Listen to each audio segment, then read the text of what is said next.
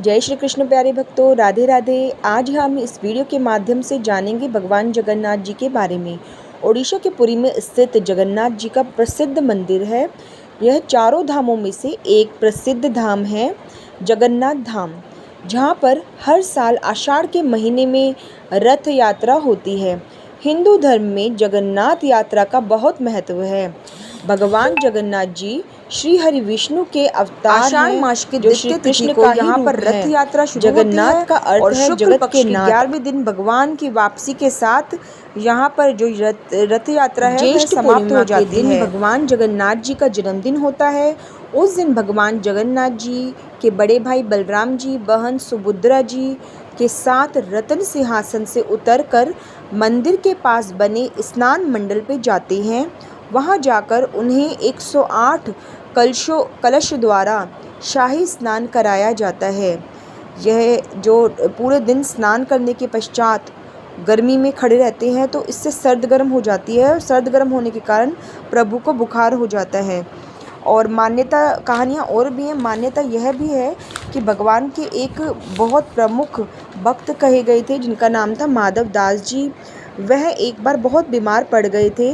वह अपना काम भी स्वयं से ठीक से नहीं कर पा रहे थे। तब भगवान जगन्नाथ जी ने उनकी स्वयं से सेवा करी। उन्होंने कई दिनों तक उनकी सेवा करी, उन्हें खाना बना के दिया, और उनका जो रोग था वो अपने ऊपर ले लिया। जिस रोग के अपने ऊपर लेने के कारण भगवान को भी बुखार हो गया। इसीलिए 15 दिनों तक भगवान को औषधियाँ और दी जाती हैं, सादा खाना खिलाया जाता है और आराम करने की सलाह दी जाती है। बुखार हो जाने के कारण 15 दिन वह एक कक्ष में रहते हैं, विशेष कक्ष में। इन दिनों भगवान महाप्रभु जो हैं उनको मंदिर के सेवकों और वैद्यों द्वारा ही उपचार के लिए उनकी सेवा दी जाती है, और कोई उन्हें नहीं देख सकता, ना ही कोई दर्शन कर सकता। 15 दिन पूरा हो जाने के बाद भगवान जी स्वस्थ हो जाते हैं और अपने कक्ष से बाहर आते हैं और भक्तों को दर्शन देते हैं। उसके बाद ऐसा कहा जाता है, भगवान जी की जो बहन थी सुभद्रा जी, उन्होंने कहा मुझे अब बाहर घूमना है। तो वो है अपना रथ निकालते हैं, 3 रथ। एक जो आगे रथ सबसे आगे चलता है वह बलराम जी का रथ होता है, उस पर झंडा होता है, और दूसरे नंबर पे बहन सुभद्रा जी का, और तीसरे नंबर का जो रथ होता है वो प्रभु जगन्नाथ जी का रथ होता है। ऐसे करके वो रथ यात्रा प्रारंभ करते हैं।